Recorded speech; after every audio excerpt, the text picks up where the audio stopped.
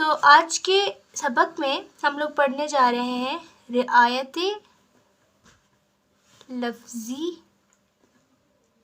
کے بارے میں. ٹھیک ہے، رعایت لفظی کیا ہے اور اس کو کیوں شعراء یوز کرتے ہیں، اور یہ کہاں کہاں استعمال ہوتا ہے، یہ کس لیے استعمال ہوتا ہے، اس چیز کے بارے میں آج آپ کو انٹرو دوں گی تھوڑا سا.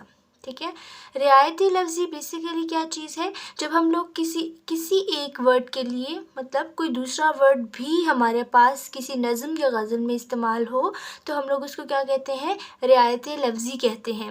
مینز لائک کہ ہمارے پاس ایک لفظ ہے جس کا مطلب ایک لفظ ہے درخت. ٹھیک ہے، یا پھر کہہ سکتے ہیں درخت ہی کہہ سکتے ہیں، یا پھر پتے کہتے ہیں، جو بھی کہنا ہے. ٹھیک ہے، اس درخت کے لیے ہم لوگ ورڈ یوز کریں گے لہانا. اکثر جگہ پہ یہ چیز اس کے لیے یوز ہوتی ہے. ٹھیک ہے، ایسا تعلق. ٹھیک ہے، اس کو ہم لوگ کیا کہیں گے؟ اس کو ہم لوگ جو شاعر یوز کرتا ہے اس کو ہم کیا کہیں گے؟ رعایت لفظی.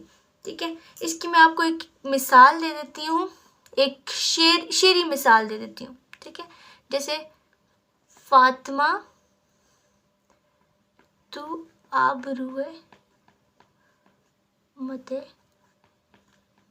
مرحوم ہے، ذرہ ذرہ تیری مشت خاک کا معصوم ہے. ٹھیک ہے، اب کیا ہے یہاں پہ شاعر مشت خاک کیا ہوتا ہے؟ مشت خاک مینس مٹھی بھر خاک. اب اس خاک میں کیا ہے؟ اس خاک میں ذرے ہوں گے، ظاہر سی بات ہے.